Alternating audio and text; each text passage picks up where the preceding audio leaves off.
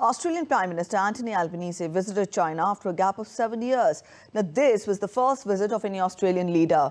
Albanese also met Chinese President Xi Jinping and had extensive discussions regarding economic relations between the two nations. DD India correspondent Andrew Wood gets us more from Hong Kong. I think China has destroyed a lot of trust over the past 3 or 4 years with Australia. Australia, you may remember back in 2020, suggested it might be a good idea for there to be an independent international investigation into the origin of COVID.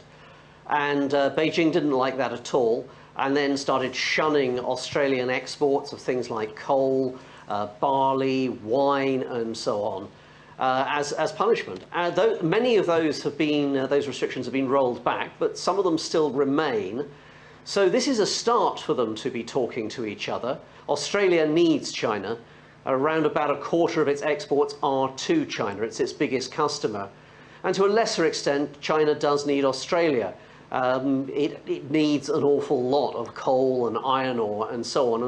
And sometimes it's had difficulties trying to get that from elsewhere in the world.